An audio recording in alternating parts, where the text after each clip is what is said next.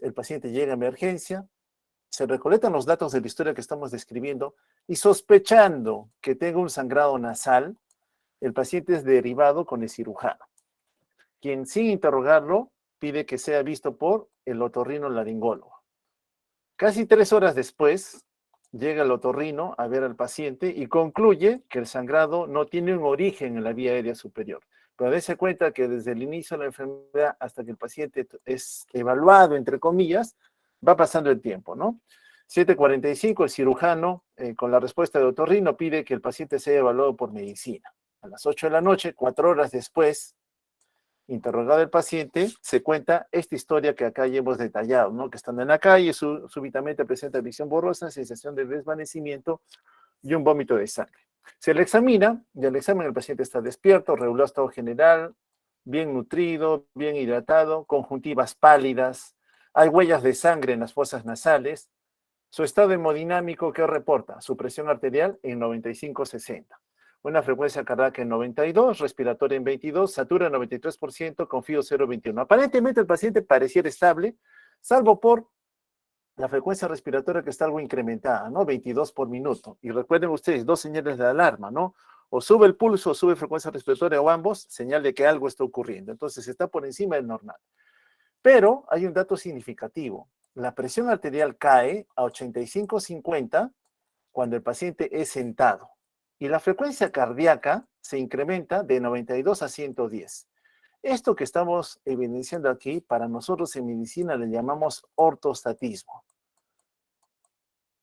Significa que estando el paciente recostado en reposo, aparentemente la cosa está bien, pero cuando lo colocamos en una situación de estrés, entre comillas, lo sentamos o lo levantamos y notamos que la presión arterial cae por lo menos 10 puntos, 10 milímetros de mercurio, para otros hasta 20, o la frecuencia de pulso supera una diferencia de 10 en relación al basal para otros 20, ya tenemos 92 de arranque, sube 110, casi 20, 95 sistólica de arranque, que 85, 10 por lo menos, es señal de ortostatismo. ¿Qué significa?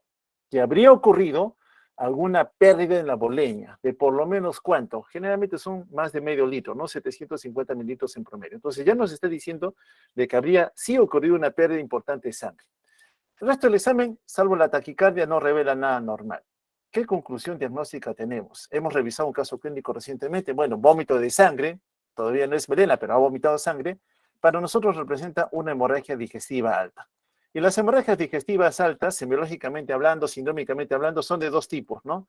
O son variciales o son no variciales.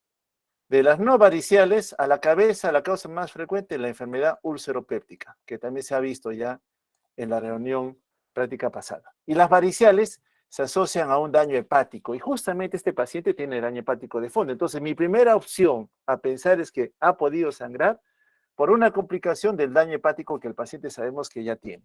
¿Qué medidas instauramos? Bueno, ha perdido sangre, ha caído la presión. Probablemente indiquemos que el paciente estaría ya yendo a un choque hipovolémico de causa hemorrágica y probablemente haya que por lo menos darle algún tipo de fluido, si no es que algún componente sanguíneo.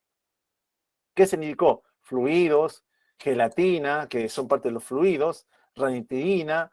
Deciden iniciar leoctrótide, que es una droga, un análogo de somatostatina, que disminuye el flujo, la presión, el territorio vascular esplácnico, ¿ya? Deciden eso, vitamina K, luego veremos por qué, y le piden sus exámenes de sangre, ¿no? Con evaluación por gastroenterología. Muy bien, sigue el paciente, para cuando ya lo ve medicina, recuerden que el paciente entró alrededor de las 4:40. Para la noche ya tenemos resultados, ¿no? Hemograma 6.700, hemoglobina 9.4. Esta es la hemoglobina de ingreso de la tarde, que está 192.000. Pero igual en el turno noche medicina dice, necesito un nuevo control de hemoglobina y hematocrito. Logran comunicarse con el gastroenterólogo, quien indica que puede acudir 1 hora después. O sea, va a demorar 1 hora por lo menos. En lo que se estaba esperando todo esto, al momento que medicina lo está viendo, ha pedido una hemoglobina hematocrito de control, el paciente presenta una hematemesis de 800 mililitros. Recuerden que en la calle él ya vomitó sangre. Ahora en emergencia vuelve a presentar un episodio con pérdida de 800 mililitros.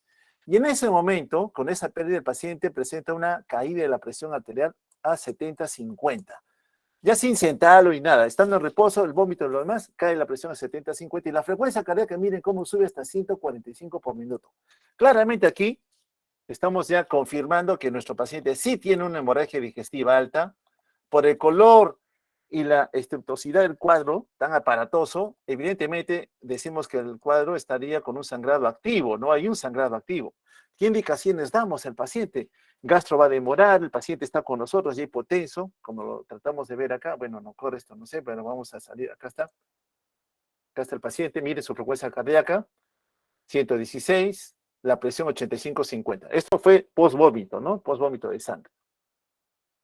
Ya con oxígeno en ese momento, aparte de los fluidos que se le han indicado, el paciente está más o menos tranquilo, ¿no? Como que no hubiera algo tan grave como para actuar tan rápidamente, pero tenemos una historia en donde nos ha señalado que sí ha habido una pérdida importante de sangre. Bueno, ¿qué indicamos en ese momento? Cloruro a chorro, que pasen cloruro en forma mucho más rápida, gelatina otra vez. Estas dos son dos soluciones, una es cristaloide, el otro es un coloide, lo van a ver cuando hagan ya clínica, son fluidos de reanimación. Recordad que no tenemos gastro hasta dentro de una hora y el paciente está hipotensando, entonces optamos por colocar un dispositivo especial conocido como sonda de Senstaken-Blackmore. Es lo que hicimos con el paciente. Junto con esto, que nos traigan ya 3 paquetes globulares y transfundir plasma fresco congelado. Luego lo voy a aclarar, solamente quiero que lo tengan en mente. Esta es la sonda a la cual hago referencia, sonda de Senstaken-Blackmore, esta de acá. ¿Ya? Es una sonda especial como una sonda nasogástrica. Voy a dibujar encima. Tiene un cabo proximal y uno distal. Voy a irme hacia el distal. Esta es la parte distal. Se coloca igual que una sonda nasogástrica, con una particularidad. Tiene dos globos, uno de forma esférica, que está aquí, que se debe posicionar en el estómago, y otra mucho más larga, que es el balón o globo esofágico. O sea, tiene dos globos adicionales. Es una sonda parecida a la nasogástrica de un material especial con dos globos. Esa es la sonda de Senstaken-Blackmore. ¿Ok? Ya. Muy bien. Se indica transfusión de paquete globular, colocar la sonda y lo demás. ¿En qué consiste la colocación de esa sonda? Bueno, igual se aplica por la nariz, como una sonda nasogástrica cualquiera. Llegamos hasta el estómago, verificamos que estamos en el estómago, insuflamos un volumen de aire, escuchamos un ruido, sí, estamos en el estómago. Y una vez que hemos confirmado que estamos en el estómago, recuerden que el paciente sospechamos un sangrado asociado a una descompensación del daño hepático. Y generalmente en ese sangrado puede ser que sea un sangrado del fondo gástrico, de aquí, o del esófago. ¿Ya? Del esófago, donde estoy dibujando ahorita. Entonces, de alguna de las dos puede haber sangrado, no sabemos de dónde. Entonces, hemos colocado la sonda, verificamos que estamos en el estómago, y en ese momento comenzamos a inflar el balón gástrico. Lo inflamos con un volumen de aire determinado, ¿ya? Lo inflamos, estando en el estómago. Recuerden que el estómago soporta hasta 1,5 litros de volumen, ¿no? Una vez insuflado, jalamos la sonda.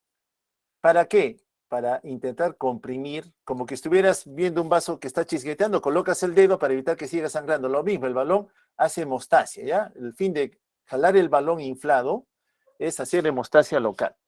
Muy bien, pero tenemos, recuerden, la otra posibilidad de que esté sangrando del esófago y no sabemos si está sangrando de allí o no. Entonces, cuando uno coloca la sonda, infla el balón gástrico y tracciona, ve cómo está el paciente. La presión del paciente estaba, vamos a poner ejemplo, 70-50.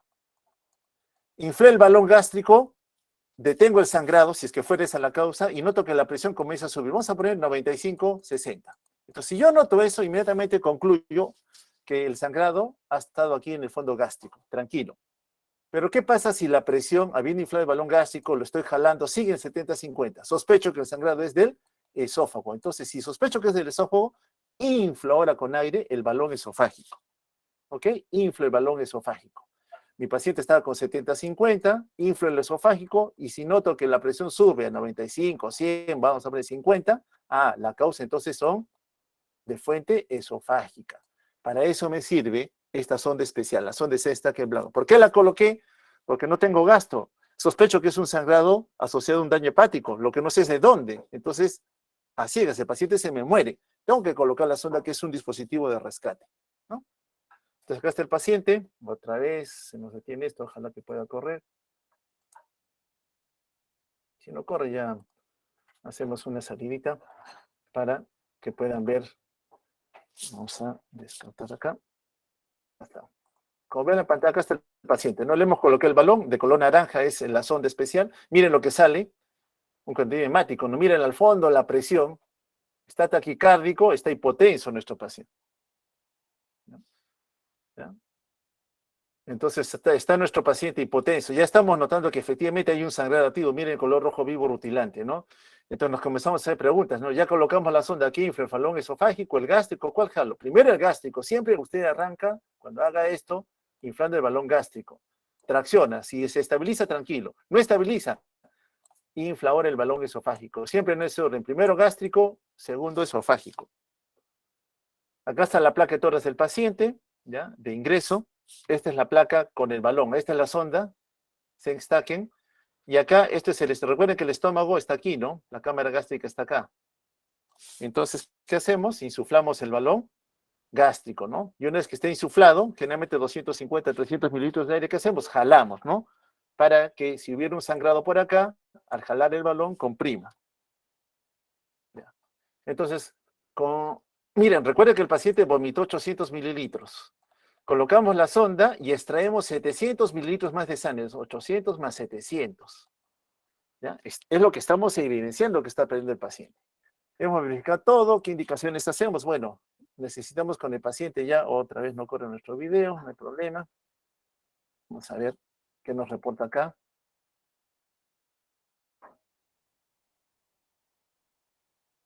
La siguen aspirando a la sangre. Bueno, esto viene del estómago, ¿eh? Ahora, lo que no sé si es del esófago, pasó el estómago, inicialmente todo del estómago, ¿no? Lo importante es saber que está regresando un retorno hemático, señal, repito, de sangrado activo.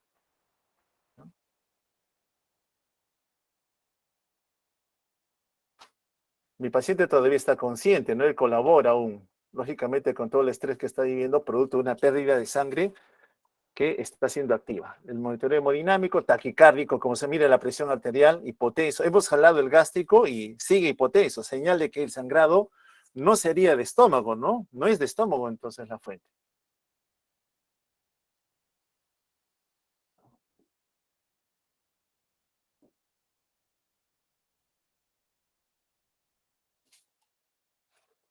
Ya, vamos con el siguiente video para avanzar. Ya, ahora hemos inflado el balón esofágico, ¿ah? Ahora, como tú tienes que jalar, generalmente yo lo conecto a 1 o 2 litros de cloruro de sodio. Van a ver que está colgando aquel cloruro de sodio para que haga tracción, ¿no? Para que haga tracción. Porque tienes que estar traccionando siempre. La zona no la puedes dejar al aire. Tienes que siempre mantenerla jalándola, ¿no? Por eso está ese cloruro allí. Habiendo inflado el balón esofágico, recién la presión no te mira, se estabiliza y la frecuencia cardíaca comienza a caer. Entonces, ¿tú qué concluyes? Que el sangrado vino del esófago, ¿no? Que el sangrado vino del esófago. Eso es lo que estamos concluyendo. Bueno, seguimos avanzando rápidamente. Insuflamos el esofágico, se estabiliza, llega la hemoglobina que se pidió a las 8:30, antes de que ocurra la hematemesis, antes de que el paciente comience a deteriorarse, y esa hemoglobina de control sale en 9.2. Pero fue la hemoglobina que pedimos por la parte de medicina. Llega el tecnólogo y dice, pero con esta hemoglobina, el tecnólogo dice, no te voy a dar los paquetes globulares. 3 paquetes hemos pedido. Bueno, yo digo, yo totalmente en desacuerdo, ¿no? Porque hemos evidenciado que el paciente con nosotros ha eliminado 1.500 mililitros de volumen de sangre. Recuerden que un paquete globular, más o menos nos da 350 mililitros de sangre. Y hay entre 120 y 150 de preservante. En total hacen 500, pero sangre, 350. Entonces, con 3 paquetes, algo llegamos a los 1.500, ¿no? Pero el enterólogo en su creencia dice, pero si entra con esta hemoglobina, pero él no sabe que el paciente nos ha sangrado 1.500 mililitros. Bueno, llega Gastro por fin y nos dice, saca la sonda. ¿Por qué? Porque quiero hacerle la endoscopía. Muy bien, sacamos la sonda y cuando desinflamos los balones, el paciente otra vez taquicárdico y cae la presión arterial. Tuvimos que intubar al paciente. Otra vez, si no corre, acá está, este sí va a correr. Vamos a ver. Este sí corre ya.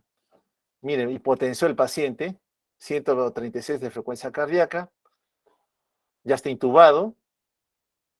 Se tiene que intubar también porque si hay vómito activo puede aspirarse ese contenido hemático hacia el pulmón y ocasionar una falla respiratoria, ¿no? Entonces miren la presión arterial cómo cayó producto de esto.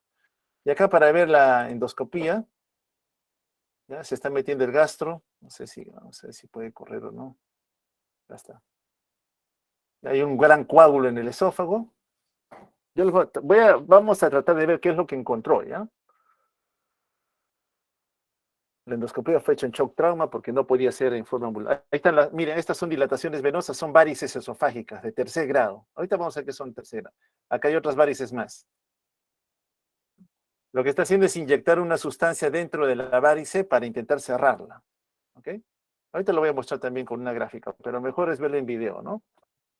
Entonces está ciertamente haciendo el procedimiento conocido como una escleroterapia, ¿no? Está haciendo una escleroterapia con el fin de llevar a que esa varice que estaba sangrando ya no lo siga haciendo, ¿ya?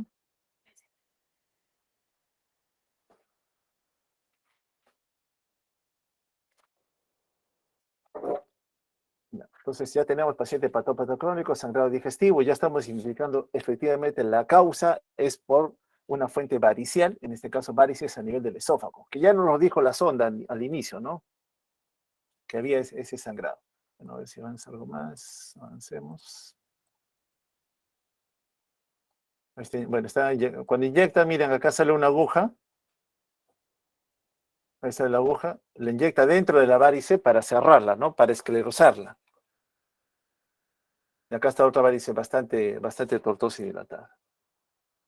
Bueno, ya hicimos todo el procedimiento y al paciente al día siguiente, habiendo hecho, volvimos a colocar la sonda porque seguía inestable, lo dejamos con presión acetales, saturando bien, mire la frecuencia cardíaca cómo cae, la hemoglobina con 3 paquetes, recuerden que llegó en 9.8, igual le transfundimos, impusimos que tenía que transfundirse, su hemoglobina llegó en 8.8.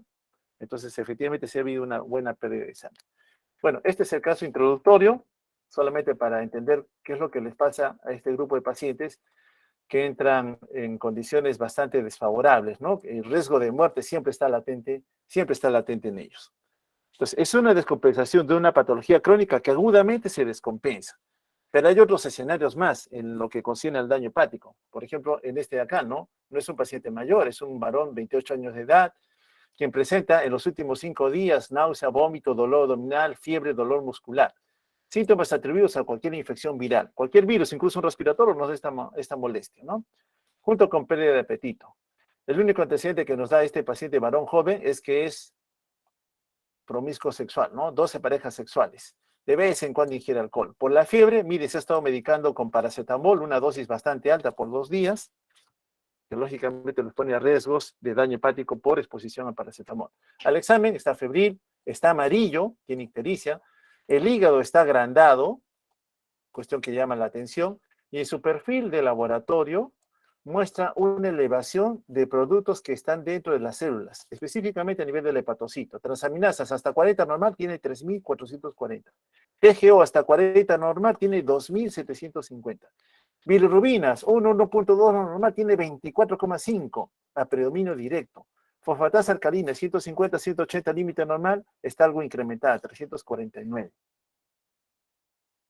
¿Cuál es el diagnóstico más probable? Bueno, paciente febril, sintomatología respiratoria, que acompaña muchas veces también a otras infecciones. Evidentemente estamos con una injuria hepática aguda. Una injuria hepática aguda. El hígado se está lesionando.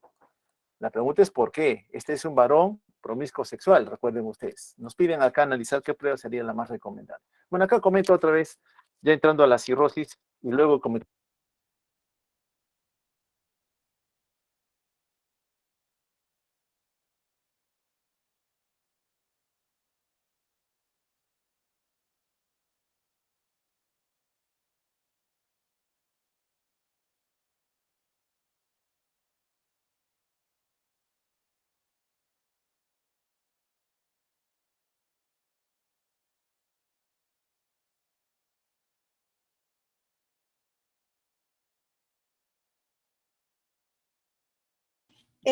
Doctor, disculpe, cuando empezó a hablar de cirrosis, dejamos de escuchar.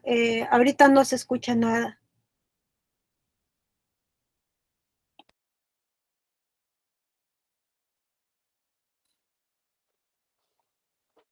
¿Ahorita me escuchan? En este momento. Sí, En este momento sí. ¿No ahorita escucharon sí, nada sí. del caso? Del caso no El escucharon caso nada. sí, El caso si solamente dejamos de escuchar cuando estaba en la Ya, diapositiva ya, ya, de ya. cirrosis, En con la esta. cirrosis y ahí se me escucha, en esa, doctor. Ya, ya, ya. Repito otra vez entonces. Ya. Sí, está bien que me interrumpas si hay algo, si no me llamas al toque por teléfono. Ya, ahora sí vamos a correr un poco, como les decía, ¿no? Entonces, la cirrosis hepática es un desorden bastante común. Lo vamos a ver en forma frecuente en el paciente con patología médica, ya específicamente asociado al daño hepático. Siendo este daño hepático un hallazgo común en todos los pacientes hepatópatas, vale decir, en algún momento alguna injuria alcohólica, infecciosa, metabólica, autoinmune ha ocasionado un daño a nivel del hepatocito. Básicamente la cirrosis se divide en dos fases. Una fase compensada, como muchas enfermedades crónicas, fase luna de miel, todos estamos bien, no hay ningún problema entre uno y otro, el paciente está sintomático, y súbitamente empieza la fase descompensada, que es rápidamente progresiva y generalmente se asocia a dos desórdenes fisiopatológicos. La presencia de hipertensión portal, que tiene sus hallazgos clínicos representativos, y la presencia de disfunción hepática o insuficiencia hepática. El hígado ya no es capaz de cumplir las tareas habituales. Entonces, son dos complicaciones fisiopatológicas que van a tener una repercusión en el paciente. ¿Qué marca la transición de esa fase compensada a la descompensada? Bueno, ese paciente que no se sabía que era hepatópata, viene con el abdomen que se está distendiendo, que está hinchado. Uno lo examina y encuentra que hay líquido ahí, ascitis. O le llama la atención que sus ojos están de color amarillo o está orinando un color más oscuro, como el té cargado. O de repente la familia lo trae porque de repente el paciente está confuso, está desorientado, ya no se comunica, está postrado en la cama, cuestión que antes el paciente no tenía. O quizás la venida a la búsqueda de ayuda médica es que está vomitando sangre o está haciendo deposiciones negras. Entonces, esa transición se ve marcada por la aparición de alguno de estos hallazgos. Allí es que uno dice, ya empezó la fase descompensada. Busco las pruebas de daño hepático y encuentro que el hígado no está trabajando bien. O sea, confirmo que hay un daño. La fase compensada comprende dos etapas, el estadio 1 y el 2. En el 1, producto, ya hemos dicho que la cirrosis hepática, fisiopatológicamente hablando, va con dos complicaciones. La hipertensión portal, que tiene como máximo representante las varices, que pueden estar en esófago o estómago, y la insuficiencia hepática, ¿ya? Que es una materia clínica ya de que el paciente no tiene una labor hepática adecuada. Entonces, el estadio 1 me dice, no tiene varices esofágicas. Yes, hepatópata, tiene daño hepático, y uno le hace la endoscopía, el esófago está libre, no hay varices allí. En el estadio 2, el paciente es hepatópata, ya tiene varices, pero estas varices nunca han sangrado. Vale, si yo identifico un paciente que tiene daño hepático crónico, yo sé que en algún momento puede hacerme cirrosis con manifestaciones de hipertensión portal. Entonces yo tengo que ver si ya está haciendo ese daño. ¿Cómo lo hago? Haciendo una endoscopía.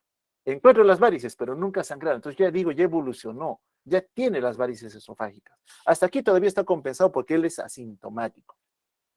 Luego viene la fase descompensada que sigue los otros tres estadios. El estadio 3, esas varices ya sangraron. El paciente te viene con hematemesis.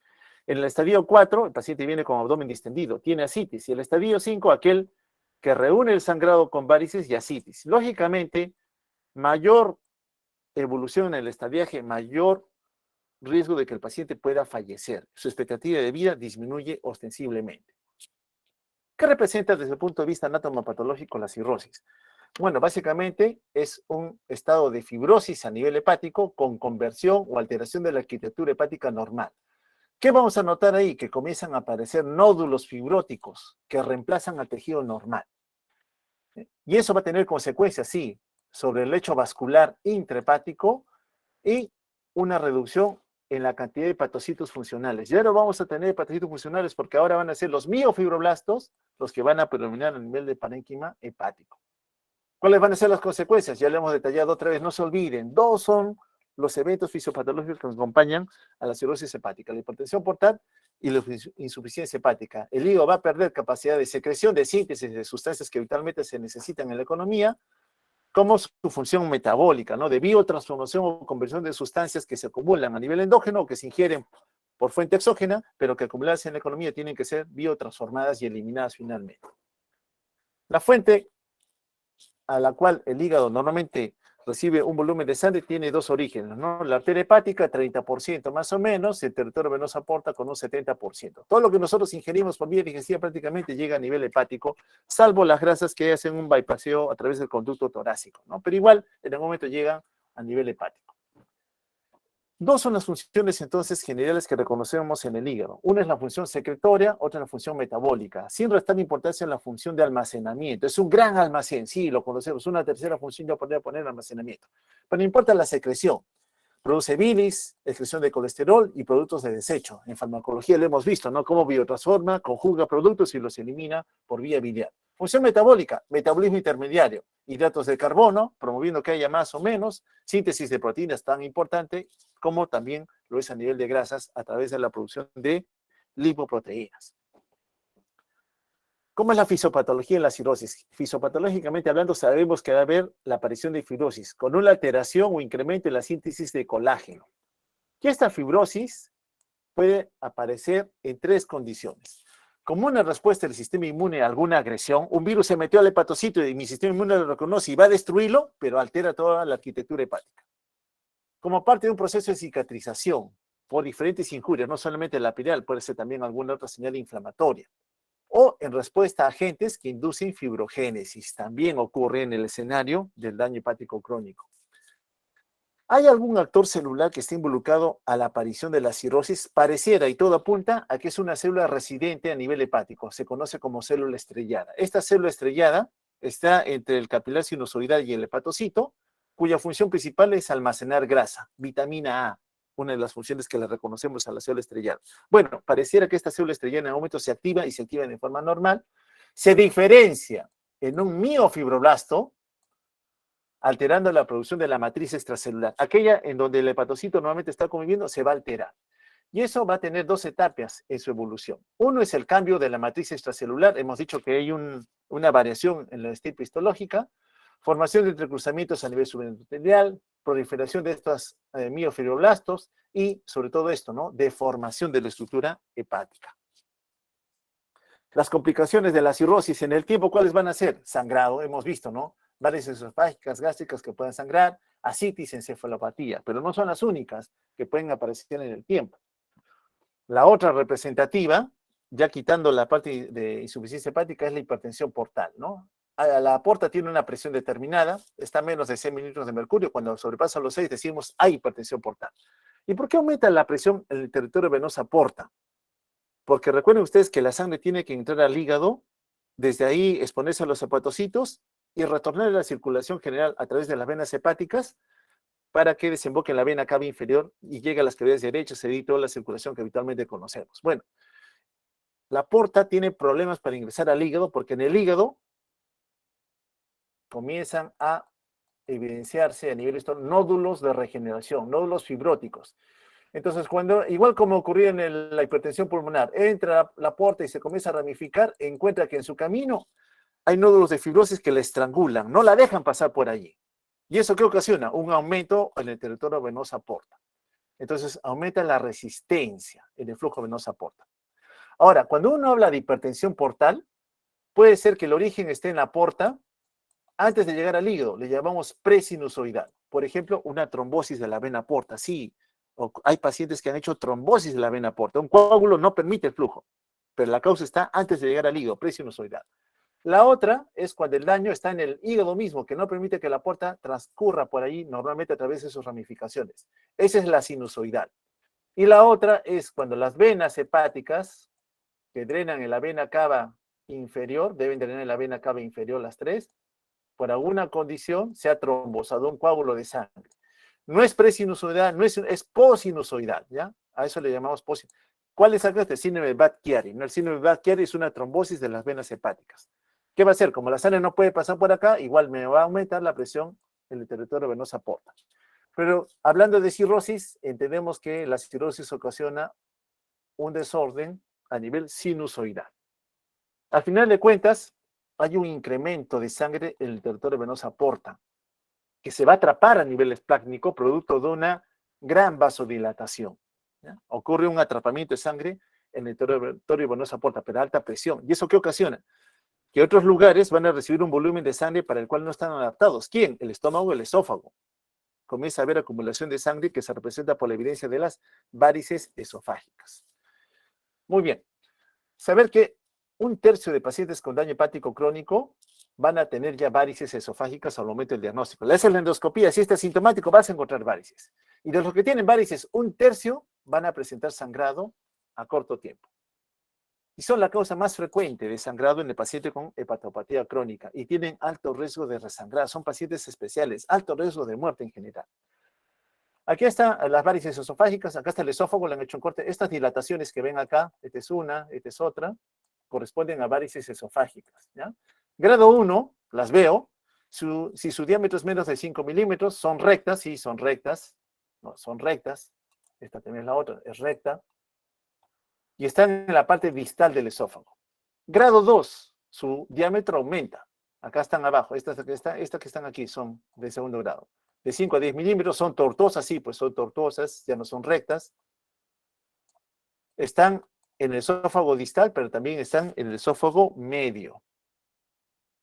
Así es como se ven en una endoscopía, ¿no? Varices esofágicas, de primer y de segundo grado. Algo parecido fue lo que se ve en la endoscopía del paciente. Y las de tercer grado, mira, son mucho más rechonchas, ¿no? Más confluentes, más de 1 centímetro de diámetro, ocupan casi todo el esófago, tienen poca mucosa porque tienen tanta sangre que están tan distendidas como un globo que tú lo inflas y está a punto de reventar. La pared es delgada. Y vamos a identificar aquí la presencia de puntos rojos. Estos de acá, punto rojo, aquí hay otro punto rojo. ¿Qué significa eso? Que la mucosa apenas está conteniendo a un volumen de sangre. En cualquier momento va a sangrar, va a reventar. Entonces, cuando uno ve eso, inmediatamente es sobre esta zona donde comienza a inyectar sustancias esclerosantes o hace endoligadura. ¿Puede presentarse también esas varices a nivel del estómago? Sí, generalmente producen una ectasia vascular, pueden tener cualquier localización, son más representativas a nivel del antro, pero las de mayor riesgo son las que están en el fondo. Su sangrado puede inducir también, como hay pérdida de sangre, a la presencia de una anemia ferropénica. Aquí tenemos varices en el fondo gástrico, las más peligrosas para nosotros, porque miren, cuando entra el gastroenterólogo con su endoscopio tiene que hacer un bucle como una J, tratar de inyectar una sustancia esclerosante le cuesta, no, a veces no llega. Es difícil cohibir un sangrado que viene del fondo. Como ven acá, está chisgueteando, ¿no? Como que fuera un Forres 1A. Entonces, si uno consigue hacer la escleroterapia, puede contener el sangrado. Pero eso es una zona de alto riesgo. Por eso es que cuando nosotros inflamos el balón gástrico, ¿se acuerdan? Con la sonda de Sengstaken, al jalar, buscamos comprimir varices que pudieran estar en el fondo gástrico. La citis es otra complicación asociada a la presencia de líquido en la cavidad peritoneal. Es lo más frecuente que vemos. Paciente viene a la consulta porque no era así, nos dicen, y está algo tensa, cuyo origen, repito, puede obedecer a la presencia de una vasodilatación arterial periférica secundaria a la acumulación de volumen de sangre atrapado en el territorio venoso porta, aumenta la presión hidrostática, fuga de líquidos, con liberación de algunos otros mediadores inflamatorios que habitualmente ocurren en este escenario y llevan a que el agua fluya del lecho vascular hacia la cavidad peritoneal. ¿Ya? Ojalá que corra este video. ¿Ya? Acá tenemos una paciente con cirrosis. Mire la barriga cómo está distendida. Acá nuestra colega está haciendo una punción, una paracentesis, con el fin de obtener el contenido líquido, ¿no? Ya, esta introducción de la aguja. La paciente es gordita, entonces tiene bastante panícula adiposa, por eso es una aguja de... Mira, ahí está saliendo el líquido. Miren, amarillo claro, un amarillo cetrino también. ¿Ya? Entonces, es el típico líquido parecía un trasudado que encontramos en el paciente hepatópata crónico, ¿no? Ahora, a veces ese líquido se complica con una infección y se pone turbio, se pone color oscuro. Bueno, le va a colocar un catéter para poder drenar el líquido en forma mucho más adecuada. Entonces, en la cirrosis hepática, dos eventos fisiopatológicos. Hipertensión portal por un lado, insuficiencia hepática por otro. Hipertensión portal, ¿por qué? Porque los nodos de fibrosis evitan que la porta con sus ramas pueda entrar adecuadamente al hígado. Le dificultan el pasaje. Insuficiencia hepática, ¿por qué? Porque esos mismos nódulos los regeneran, los miofibroblastos reemplazan a los hepatocitos. Entonces, cuando hay hipertensión portal porque la sangre no puede entrar al hígado, porque hay nódulos ahí adentro, la resistencia está incrementada, la sangre se queda atrapada aquí. Y la sangre busca, bueno, tengo que irme por otro lado, regresa al vaso. ¿Y qué ocurre con el vaso? El vaso se agranda, esplenomegalia. Ocurre vasodilatación, queda sangre atrapada en el lecho vascular hispánico, más sangre, más presión. y busca otras vías de drenaje venoso, que va a ser el estómago o puede ser el esófago, y genera la aparición de varices esofágicas, ¿no? Principalmente. Bueno, producto de la ascitis que vimos hace un instante, a veces ese líquido contenido en la cavidad peritoneal se infecta, ¿no? Y puede haber una infección que acompaña la presencia de la ascitis. ¿En qué escenarios ocurre? Cuando el paciente presenta sangrado digestivo, está varias veces en forma recurrente hospitalizado por ascitis, tiene pocas proteínas en el líquido acítico, se predispone a que haya infecciones de ese líquido, ¿no? Y la fuente generalmente es el colon. Recuerden que el colon, que atrapa un número de bacterias, al ver que hay líquido al otro lado, contenido orgánico, migran las bacterias. Generalmente la causa es por Escherichia coli, un bacilo gram negativo. ¿Puede ocurrir otra complicación? Sí, síndrome hepatorrenal.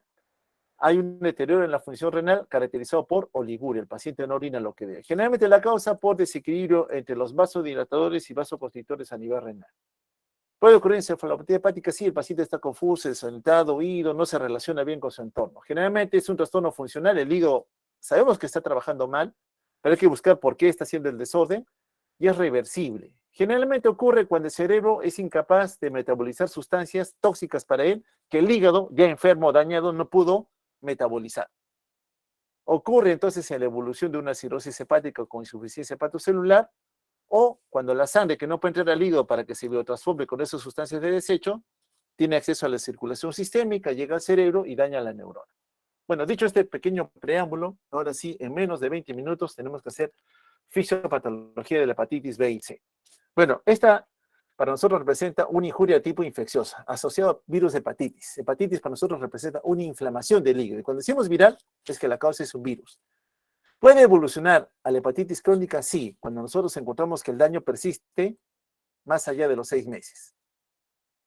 Recordar que los hepatocitos, igual que cualquier célula, una vez que es lesionado e injuriado, puede tener una conducta de reversibilidad, defenderse y recuperar su función cuando identificamos al agente causal.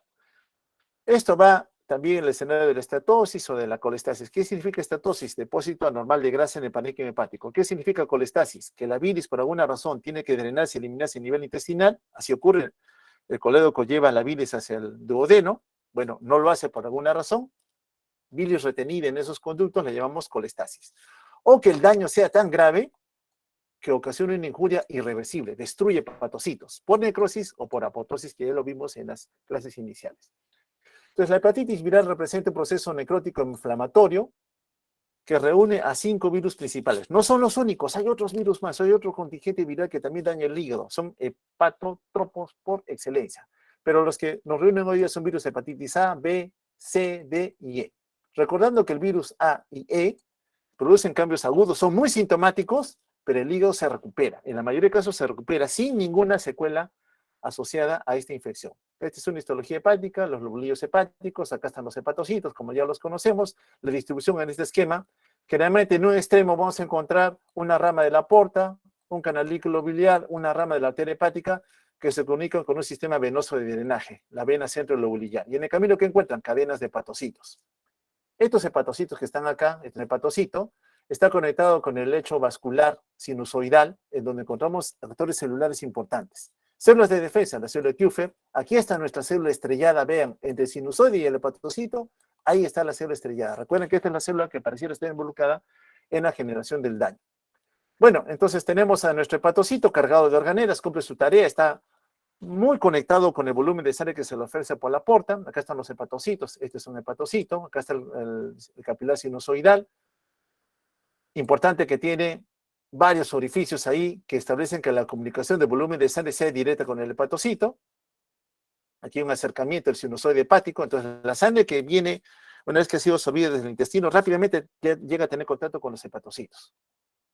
Entonces, pero es una sangre que no está pura, puede también haber algunos patógenos ahí, entonces vamos a encontrar que hay células inflamatorias también allí formando parte de esos capilares. Aquí está la célula estrellada que está por fuera del capilar, pero para mí es importante saber que hay células inflamatorias que están muy cerquita, natural killer, células dendríticas, células linfocitos T, etcétera, etcétera, ¿no? Acá está el hepatocito, que tiene una particularidad en su distribución.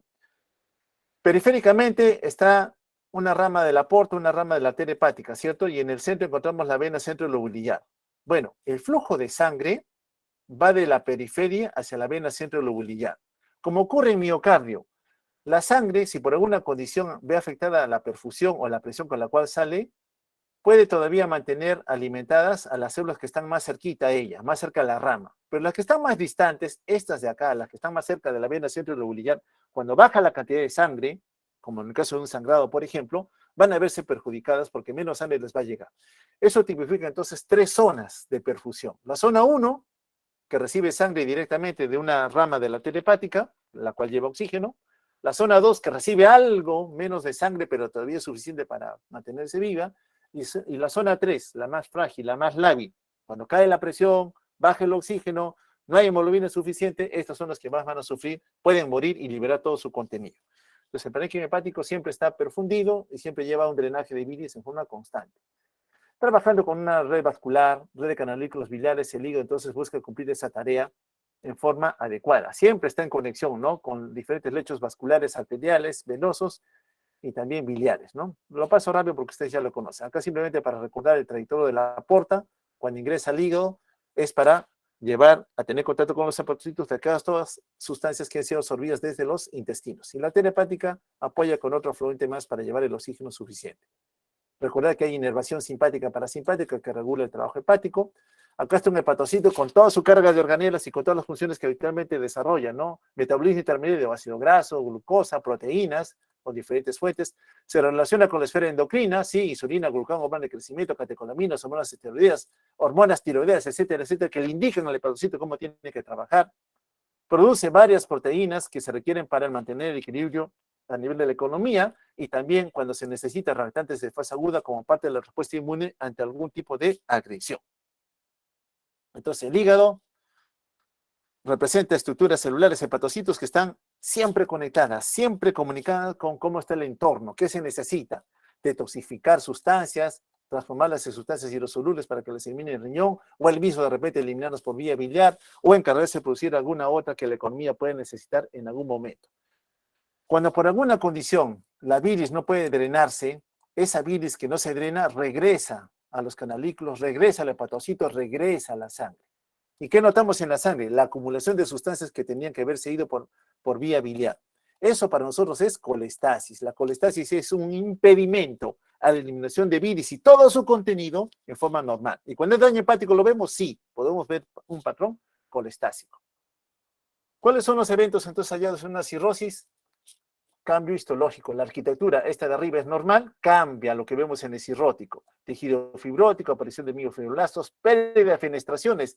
Esos huecos que vimos a nivel endotelial en los sinusoides hepáticos se van a perder y comienzan a aparecer nódulos de regeneración que van a perjudicar el ingreso de los territorios de la vena porta, ¿no? Lo que ven en color violeta, azulado, tejido fibrótico. Progresa la enfermedad, más fibrosis, y acá aparecen ya los nódulos de regeneración, que es un tejido que no es el propio al hepático normal.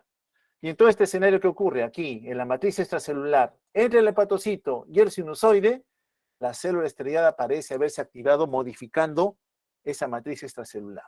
¿Y qué es lo que le ocurre a esta célula estrellada? Alguna injuria viral, alcohólica, tóxica, autoinmune, lesiona y activa un mal comportamiento de la célula estrellada, que comienza a expresar y eliminar factores de crecimiento que aumentan la proliferación, adquiere poder contráctil, recuerden que se convierte en un miofibroblasto, aumenta la fibrogénesis, altera la matriz extracelular, actúa con factor de quimiotaxis para células inflamatorias, llegan las células inflamatorias en donde hay inflamación, hay daño, es decir, pereniza o genera un ciclo vicioso que va a ocasionar que este hepatocito, que es su célula vecina, pueda fallecer o morir por necrosis o por apoptosis. Si la injuria es controlada, detectada a tiempo, lógicamente puede haber una recuperación, ¿ya? Pero en el escenario de las infecciones virales vamos a ver que ocurren desenlaces diferentes. ¿Cómo evaluamos la función hepática? Bueno, historia clínica, examen físico, pruebas de función hepática, imágenes, a veces biopsia cuando tenemos dudas, o marcadores no invasivos. ¿En qué sospechamos? Recuerden que la hepatopatía crónica pasa por una fase de luna de miel más o menos prolongada. El paciente puede venir con un aliento hepático característico, lo van a percibir en semiología ahora que se retomen la labor presencial.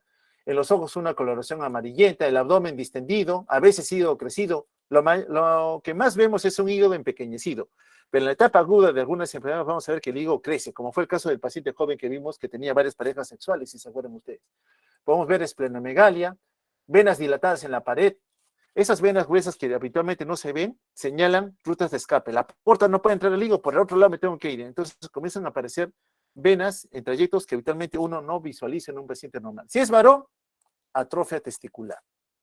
Puede haber edema en miembros inferiores, la clásica citis a nivel abdominal, la presencia de claving a nivel de los dedos en palillo de tambor, la piel amarilla, ¿ya? Huellas de rascado, algunos productos que no se eliminan, no se biotransforman en el hígado, se depositan debajo de la piel y ocasionan bastante prurito. Ese paciente patógeno viene con huellas de sangrado. Si es varón, las mamas comienzan a crecer. Hay ginecomastia en el varón. Entonces, manifestaciones de ictericia, telangiectasias, aliento hepático, mama crecida en el varón, no es habitual, dedos en palillo de tambor, la parte distal de los dedos se hincha, típico del claving, que se ve en el paciente patópata crónico, o el eritema palmar. Las palmas del paciente cirrótico están sumamente enrojecidas. A veces hepatomegalia, otras esplenomegalia, prurito, edema en miembros inferiores, edema en otras zonas, la citis, la orina de color oscuro, atrofia testicular. Esto que es la circulación colateral, miren, desde el ombligo comienzan a partir territorios venosos, le llamamos caput, cabeza de medusa, ¿ya? Típicos de manifestaciones clínicas de que el paciente ya tiene un daño hepático. Recuerde que todo el daño hepático ocurre porque estos hepatocitos están siendo injuriados, están siendo lesionados. Las funciones de depósito, la función metabólica, la función de secreción, la función de biotransformación, todo se va a alterar cuando ocurre un daño hepático. Y entonces ese escenario que estamos viendo, activación de la respuesta inflamatoria con un desorden en la arquitectura que influye en el lecho vascular, tanto arterial como venoso. Uno de ellos, por ejemplo, producción de proteínas, la protomina, factor de coagulación. Normalmente el hígado produce estos factores de coagulación, pero dependen de un sustrato asociado a vitamina K. La vitamina K que nosotros ingerimos en la dieta o la flora intestinal produce, una vez que se absorbe por vía intestinal, llega al hígado y produce la maduración de factores de coagulación que el hígado ha producido.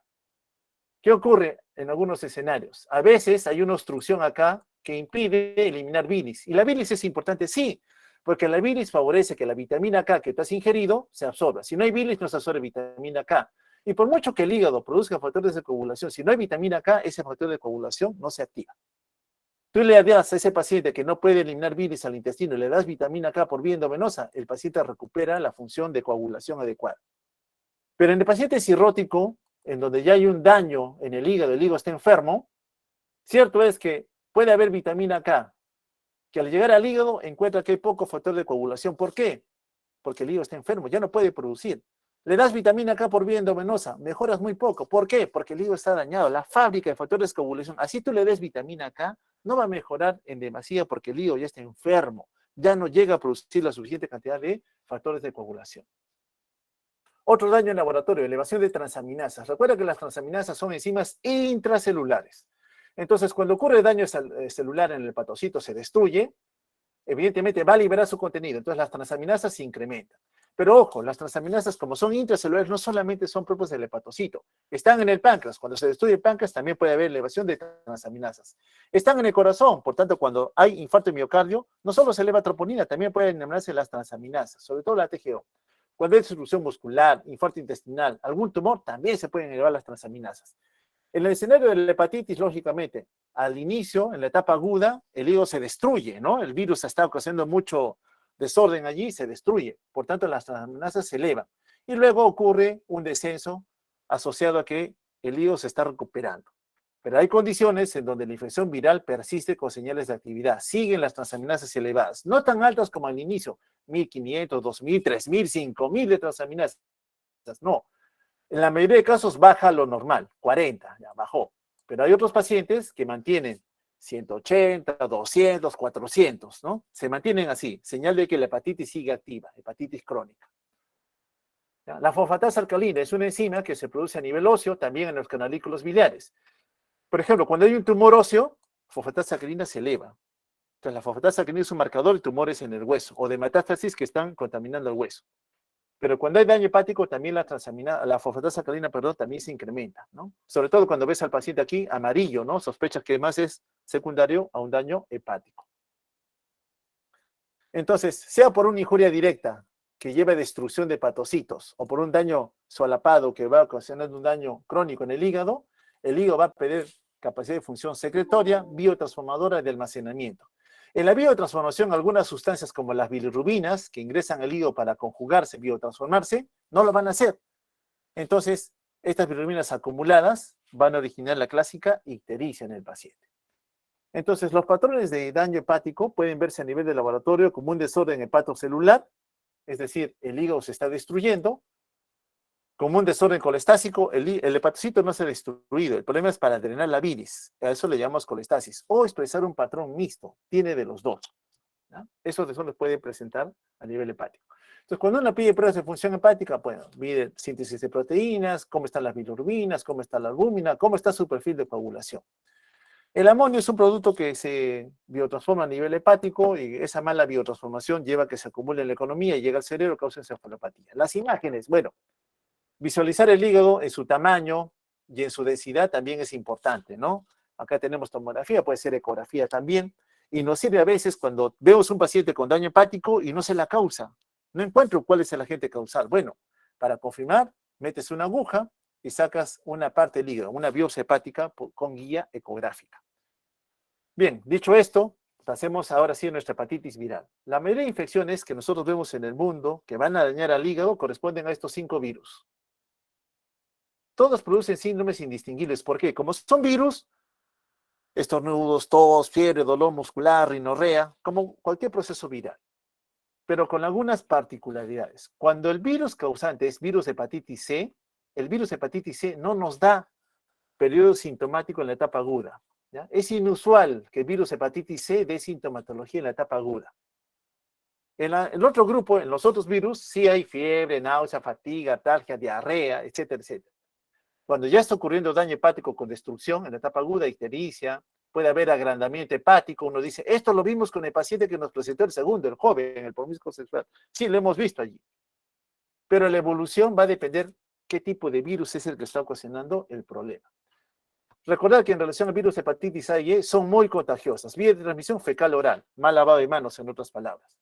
El A es común, la mayoría de nosotros en nuestro país hemos tenido contacto con virus de hepatitis A. Quizás ustedes, si se han inmunizado para virus de hepatitis A, no lo han tenido, pero mi generación sí, porque nuestras condiciones de salubridad son muy pobres. Virus de hepatitis A y E generalmente se autolimitan, el paciente se recupera, la mayoría de veces ad íntimo, sin secuela. Pero algunos poquísimos casos de virus de hepatitis A pueden evolucionar a una falla hepática. Recordar que en el caso de hepatitis E, en las embarazadas también puede ocurrir esa evolución a falla hepática. Por eso hay que tener mucho cuidado con esa población gestante en caso presente manifestaciones de daño hepático agudo. Historia natural, virus de hepatitis A, ni bien ingresa el virus, bueno, ocasiona un daño, aumenta la carga viral, ocurre un desorden o desbarajuste, pero mi sistema inmune responde y la carga viral, la cantidad de virus comienza a desaparecer. Y lógicamente me deja una huella inmunológica, ¿no? La presencia de anticuerpos. En la etapa aguda, paciente amarillo, dolor muscular, fiebre, náusea, vómito, diarrea. Pero el paciente se recupera finalmente. Hepatitis B es la segunda causa más común después de la A. Usualmente el origen es transmisión sexual. Recuerden ese paciente joven, varón, promiscuo sexual, transmisión sexual, ¿no? El resultado de la evolución depende de la edad en la cual adquirió la infección. Hay lugares en el mundo que tienen alta tasa de presentación de virus de hepatitis B. África subsahariana, una región sumamente pobre. La mayoría de mujeres tienen virus de hepatitis B. Entonces, sus hijos, 90% de esos neonatos van a hacer infección crónica. Miren, un alto porcentaje de esa población. Si nosotros en nuestro país nos infectamos, ¿ya? Sobre todo en la etapa adulta, la mayoría de nosotros nos vamos a curar sin dejar huella, tranquilos. Pero un 5% de los que hacemos hepatitis B podemos llegar a la hepatitis crónica. Por eso es que a ustedes se les exige, como un requerimiento de la universidad, que se inmunicen, ¿ya? No olvidar esto también. Bueno, el virus es un virus ADN, 42 nanómetros. Voy a avanzar rápido. Una cadena positiva, otra incompleta, una cadena negativa completa y otra positiva incompleta. Tiene en su código genético expresión para algunos elementos que en la cápside viral se necesitan para establecer un nexo con las células del hospedero. Aquí está cómo ingresa el virus. Ingresó, recuerden, relaciones sexuales, fluidos corporales, ingresó el virus, la partícula viral está acá, se conecta con el hepatocito, se desempaqueta, libera su código genético, completa aquella cadena que está bien completa, Y una vez que se ha completado, se adhiere a nuestro código genético y ordena a nivel de los ribosomas que comience la transducción de señales para sintetizar todos los elementos que la partícula viral necesita. Y hecho esto, sale del hepatocito en grandes cantidades, lógicamente para infectar a otras células. ¿Qué marcadores serológicos tenemos de virus hepatitis B? Bueno, el antígeno de superficie, su código genético, ¿no? Que son indicaciones de replicación viral. Otro es el antígeno core del núcleo, el antígeno E. Este E es importante porque significa que el individuo sigue teniendo partícula viral activa. ¿En quién pedimos antígeno E? En aquel paciente que habiendo pasado ya un tiempo de la enfermedad, todavía tiene señales de que el hígado está trabajando mal. Ya han pasado 6 meses, 8 meses, 2 años, 3 años, y ves que las transaminasas, la fosfatasa alcalina siguen elevados. Digo, ¿será hepatitis crónica? Le pide el antígeno E. Si está positivo, significa que el virus se sigue replicando. Forma parte de ese 5% de la enfermedad que sigue progresando. Pero en la mayoría de veces sabemos que mi sistema inmune produce anticuerpos contra el core. Hay uno que es el IgM, que implica etapa aguda de la enfermedad, con el antígeno de superficie o contra el antígeno E. Cuando encontramos estos anticuerpos, sobre todo anticuerpos contra el antígeno E, significa que mi sistema inmune ha sido capaz de neutralizar al virus. Repito que esto ocurre en la mayoría de casos.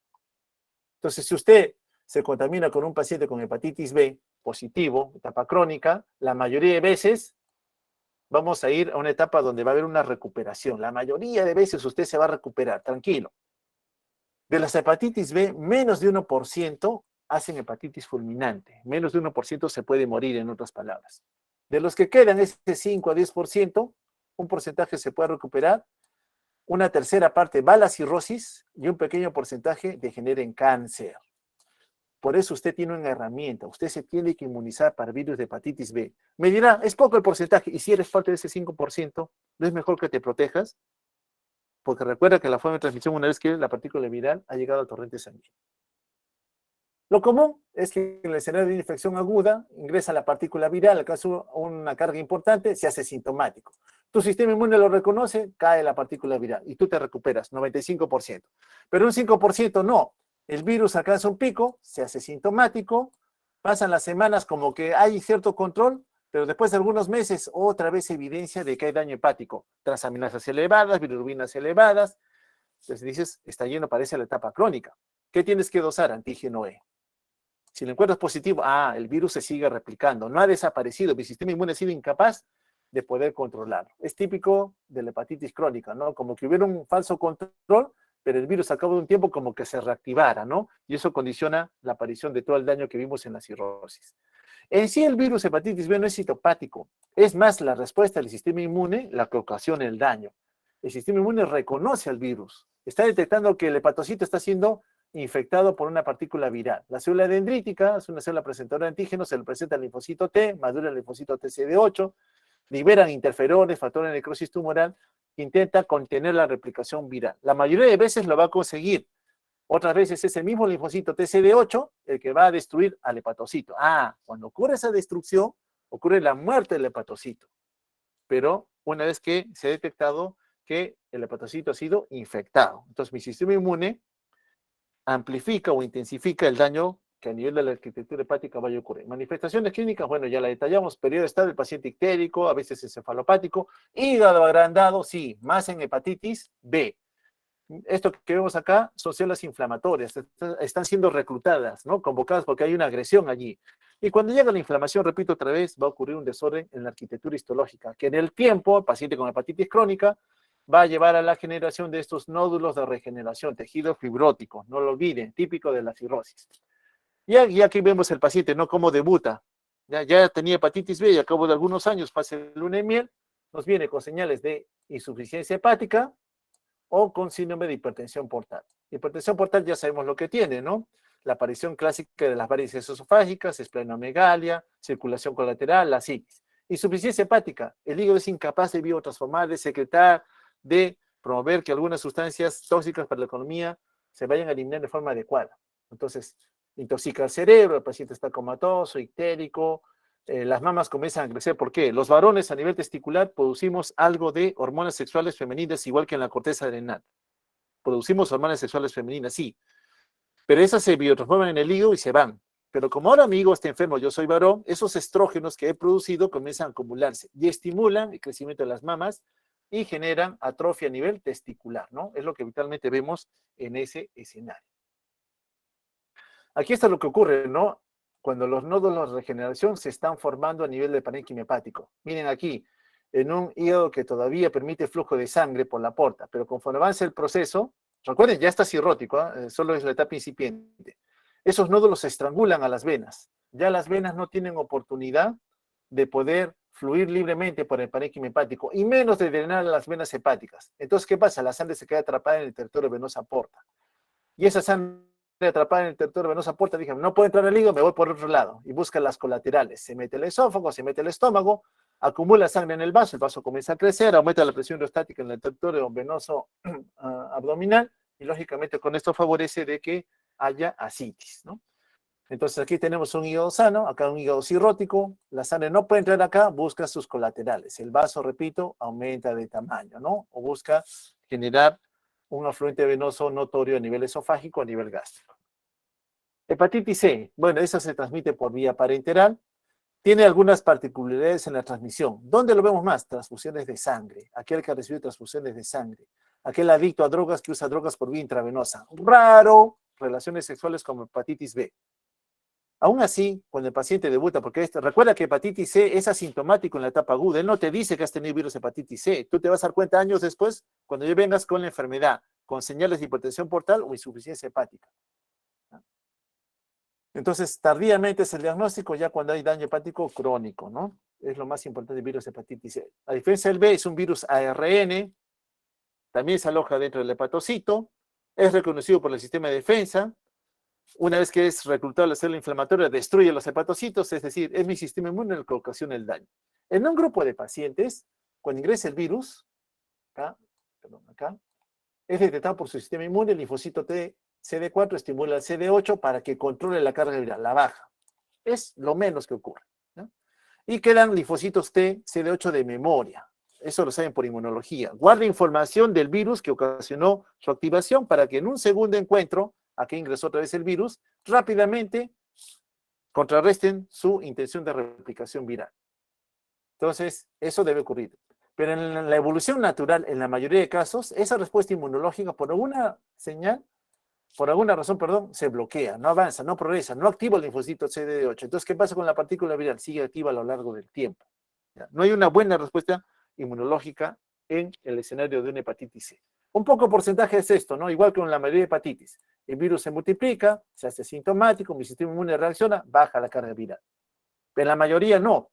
El virus se replica, sintomático, aparentemente hay un control, pasa un tiempo y otra vez señales de activación del virus. Hepatitis crónica otra vez. La historia natural, variable, ¿no? Entre el 50 y el 90% van a ir a la forma crónica. No tenemos vacuna para hepatitis C. Tenemos que tener máximo cuidado cuando vemos ese tipo de pacientes. Fase luna de miel prolongada hasta 20 años. El paciente ya viene con manifestaciones de cirrosis como hipertensión portal o insuficiencia hepática. Lo hemos visto nuevamente, ¿no? Recordar que igual que en hepatitis B, un porcentaje puede generar en cáncer, ¿no? Un carcinoma hepatocelular. Hepatitis D, bueno, este es un virus especial. Para que cause daño a una persona necesita que haya coinfección, que el virus hepatitis B también esté presente. Tiene que haber coinfección, si no, no da. Recordad que 10 a 20% de los casos pueden ir a falla hepática severa.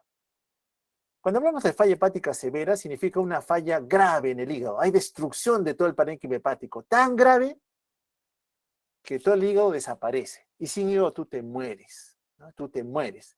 Hay encefalopatía, trastorno de coagulación, sube las bilirrubinas, ascitis, cae la glucosa. Recuerda que es un almacén de glucógeno en el hígado, hiperamonemia, el paciente se muere. La única alternativa que les queda es trasplante hepático, ¿no? Trasplante hepático. Bueno, diagnóstico. Bueno, sabemos que la clínica no establece diagnóstico. La clínica solamente me dice, este paciente tiene daño hepático. ¿Qué hacemos? Pedimos prueba inmunológica. Si es hepatitis A, pedimos anticuerpos contra hepatitis A. Si nos sale IgM, sabemos que IgM es infección aguda. Para hepatitis C también pedimos anticuerpos. Podemos pedir anticore total o anticuerpos dirigidos contra el propio virus, ¿no? O en el mejor escenario, mejor medimos carga viral, código genético del virus. En hepatitis B podemos pedir parte de su continente antigénico, antígeno de superficie, por ejemplo. que nos ayude a determinar si estamos o no enfrentando alguno de estos agentes. Ya lo hemos visto, hepatitis B, ya lo de la carga no lo voy a comentar. En el diagnóstico, importante saber, en el caso de hepatitis B, recuerda ese paciente promiscuo, joven, varias parejas sexuales, hay una etapa de luna de miel también rápida, que es el periodo ventana, ¿ya? Es decir, está el virus presente, pero tu sistema inmune todavía no ha creado anticuerpos y el virus no ha alcanzado una carga viral suficiente para producir su componente antigénico. Entonces, si este paciente que ha tenido exposición a un enfermo con virus de hepatitis B va a donar sangre, tú le buscas la prueba si tiene una hepatitis B, puede aparecer como un falso negativo. Mucho cuidado también. Recuerda que el antígeno E, no lo olviden, siempre indica replicación viral continua. Si persiste más de 6 meses, usted dice, este paciente tiene infección crónica por virus de hepatitis B, ¿ya? Entonces, en el virus de hepatitis B, el antígeno de superficie, el antígeno E, el anticuerpo contra E, siguen positivos a lo largo del tiempo. Eso les dice, es crónico. El paciente está yendo a la hepatitis crónica. Bueno, lo de la citis solamente para hacer comentario, ya lo he detallado. Así es como vienen nuestros pacientes. Mire, me está creciendo la barriga y él no da ningún dato de lo que ha tenido antes. Examinamos si tiene ginecomastia, ¿no? Mamas agrandadas, circulación colateral. Mire las venas cómo se ven por acá, ¿no? Tanto circulación colateral, los ojos de color amarillento. Si examináramos los testículos, quizás veríamos una atrofia también testicular, ¿no? Este es un caso particular, ya me pasó un poquito de la hora. Mire, esta es una paciente mujer que viene con 4 semanas. Ella no viene por cuadro agudo, la barriga se le está hinchando, ¿no? Solamente viene por eso. Y relata como antecedente que ha recibido transfusión de sangre muchos años atrás y que en algún momento inhaló cocaína, pero nunca se inyectó drogas por vía intravenosa. Solamente tenemos el dato de la transfusión. La examinamos, está pálida, ojos amarillos y hay líquido libre en el abdomen. Y las pruebas de función hepática están alteradas.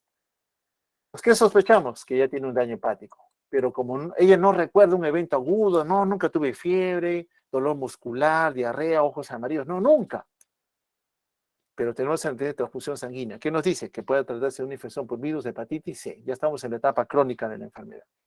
Bueno, esto lo voy a avanzar rápido, mis amigos, porque ya lo he detallado ya. Solamente me interesa saber y reforzar algunos conceptos. En la cirrosis, recuerda, el hallazgo es el patrón fibrótico con nódulos de regeneración. Desaparecen hepatocitos, aparece mayor actor de la matriz extracelular, en donde la célula estrellada es un componente importante que va a deteriorar toda la arquitectura, no solamente la matriz extracelular, el lecho vascular, a la red de hepatocitos y a los canalículos biliares. Mira, acá está una rama de la porta y su ramificación que tiene conexión con los hepatocitos. Cuando hay una injuria hepática, el hepatocito puede responder, sí, me han lesionado, él se puede regenerar, ocurre normalmente. Puede él solito recomponerse, como estamos viendo acá, ¿no? En injuria se está recomponiendo y la arquitectura regresa otra vez a lo normal, pasada la injuria. Es decir, una injuria de tipo reversible. Pero en la cirrosis hepática no. De tener un capilar sinusoidal con varios orificios que comunican la sangre con los hepatocitos y los hepatocitos en la membrana basal expresan estas proyecciones como unos vellitos. Ahí está la matriz extracelular. Mira, lo normal, endotelo fenestrado, no hay membrana basal. La célula estrellada hace solo su función, depósito de grasa. El colágeno tiene una distribución reticular. Hay microvellos en la membrana basal de los hepatocitos. Eso es normal. Pero cuando ocurre la injuria que te lleva a la cirrosis, ¿qué encontramos? Ya no hay sinusoides, ya no hay orificios. Perdemos las fenestraciones. Ya no hay. No hay fenestraciones. Entre el capilar sinusoidal y el hepatocito comienza a aparecer una membrana basal que antes no había. Es decir, te dificulta llegar a nivel de los hepatocitos. Hay proliferación de miofibroblastos, hay depósitos de matriz extracelular y aparece un enrarecimiento de las microvellosidades que estaban antes presentes a nivel de los hepatocitos. Y en todo este escenario, repito otra vez, ¿quién ha tenido que ver? La célula estrellada, este de acá, que ha comenzado a proliferar con poder contráctil. Y en su activación recluta células inflamatorias que te comienzan a dañar también a los hepatocitos. Mira el hepatocito cómo va evolucionando hacia la aparición de un daño que lleve a la muerte del hepatocito. Entonces acá la distorsión, esto es lo normal, desde la rama de la porta, arteria hepática hasta la vena centroalveolar, todos están en armonía, pero en el hígado cirrótico, degeneración completa. Célula estrellada activada, mayor alteración de la matriz extracelular, alteración de los hepatocitos, depósito normal de tejido fibrótico, esto es lo normal, mira, esto es lo normal, entre la rama de la porta y la vena centroalveolar, ¿Y qué ocurre en la cirrosis? Toda la arquitectura se ha alterado, absolutamente todo el daño que finalmente pueda aniquilar al paciente. Y aparecen estos clásicos nódulos de regeneración. Ya están los nódulos ya evidentes a nivel macroscópico que lógicamente alteran más la arquitectura hepática, ¿no? Si uno saca una pieza, encuentra la pieza normal, ¿ya? Del hígado que ya veíamos enfermo, ¿no? Acá está un hígado normal. Voy a avanzar rápido porque ya lo hemos visto, ya las complicaciones. Acá están las varices esofágicas presentes a nivel del esófago, aquí arriba, y otro tanto más presentes a nivel del fondo gástrico, que es otra fuente que puede haber en el paciente como oportunidad de poder sangrar en algún momento, ¿no? Acá hay más varices, miren, acá están haciéndole endoligadura. Entra el endoscopio, entra con una liga que ni bien tiene contacto, rápidamente estrangula la varice, la estrangula. Es otro mecanismo de detener el sangrado. En especial en aquellas que tengan esos puntos rojos, ¿no? Aquí están más varices, vistas en un paciente X, producto de la hipertensión portal. Aquí este paciente falleció y notamos como una gran cantidad de varices esofágicas lamentablemente llevaron un sangrado importante en el paciente. Este es el caput de medusa, cabeza de medusa, miren las colaterales venosas, cómo se ven. Eso ya te ayuda a identificar al paciente con sospecha de cirrosis hepática. Este es un vaso normal, ¿cómo está el vaso de un paciente con cirrosis hepática, no? ¿Por qué? Porque la sangre del vaso evacúa en la porta. Como no lo puede hacer, el vaso aumenta de tamaño. Bien, por resumen, hepatitis A, transmisión fecal oral. La mayoría de veces, la gran mayoría, el paciente se recupera ad interum. Hepatitis B, ¿quién es? Promiscuo sexual. Sintomático al inicio, la mayoría se cura, un pequeño porcentaje logra todavía revertir el daño. Recordar que los marcadores de respuesta inmune me establecen curación o no de la enfermedad contra el core, contra la envoltura, contra la superficie, contra la cápside viral. Hepatitis C, este es básicamente transfusión de sangre. ¿Puede haber transmisión de la madre al hijo? Sí, también, ¿ya? Esta sí es asintomática al inicio, progresa rápidamente en la enfermedad una vez que se ha diagnosticado como tal. El paciente es cirrótico, ya el destino está clavado, ya el riesgo o el pronóstico, perdón, de vida para el paciente disminuye grandemente. Ofertas que le damos al paciente muy pocas, ¿no? A veces, viendo que hay tanto sangrado, el sangrado es lo que nos descompensa más, colocamos un stent entre la vena porta antes de que ingrese al hígado y la cava, para que la sangre que ingresa por aquí evite irse por el esófago o por el estómago, ¿no? Le generamos un shunt artificial para que se consiga eso. ¿Pero qué nos hace el paciente? Rápidamente nos hace encefalopatía. ¿Por qué? Porque muchos productos tóxicos que vienen del intestino pasan directo hacia la circulación sistémica, llegan al cerebro y el paciente se torna confuso, ¿no? Recuerda que esos stent, acá está un stent, dan un alivio temporal. La cura definitiva para estos pacientes es trasplante hepático, no nos queda otra. Bueno, disculpen por haber corrido, no sé si tienen alguna duda, pregunta, para intentar poder resolverla en la medida de lo posible. Doctor, Profesor, una pregunta. ¿Sí? A ver, señor Profesor, Tala. los valores, sí, de ferritina alta viene a ser un indicador de hepatitis B. Es un marcador inflamatorio, no necesariamente de hepatitis B. El hígado es parte del sistema inmune. Cuando él es activado o estimulado por liberación de citoquinas, puede inducir la liberación de una respuesta inflamatoria. Él se suma a la respuesta inflamatoria y libera muchos reactantes de fase aguda. Ferritina, proteína C reactiva son dos de los más representativos que tenemos a nivel hepático. O sea, solo es un marcador de inflamación, que puede ser del mismo hígado o de otra fuente, pero a la cual el hígado está respondiendo como parte del sistema de defensa. Así lo debemos tomar. Ferritina elevada simplemente como un marcador inflamatorio. doctor, ¿Sí? Plácido. doctor, mi consulta, si se elimina el virus, los virus, ¿hay recuperación del hígado? Repito otra vez, depende del virus. A y E, recuperación íntegro. El D necesita el B. El B, la mayoría de veces se recupera el hígado, sí. Un pequeño porcentaje de los que no se han recuperado, 5%, estamos quedando 5 a 10%, van a la forma crónica. Ahí el hígado no se está recuperando. Hepatitis C, la mayoría de veces, el daño persiste, o sea, nos va a dejar secuela, el paciente va a hacer cirrosis sí o sí, o sea, el riesgo es alto. Poco porcentaje logra tener una buena respuesta inmunológica y controla la replicación viral, ¿no? O sea, entonces, en este escenario va a depender del virus que se ha identificado como agente causal del daño que lleva la cirrosis. Gracias, doctor. Bien. ¿Alguien más?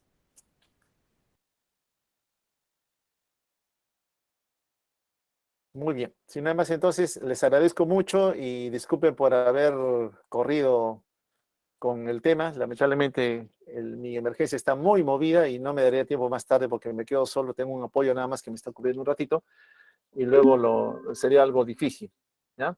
Muy bien. Les agradezco mucho, chicos. Cuídense y a seguir adelante con la revisión de los temas. Hasta otra oportunidad. Muchísimas gracias, doctor. Buenas tardes. Buenas tardes. Cuídense mucho.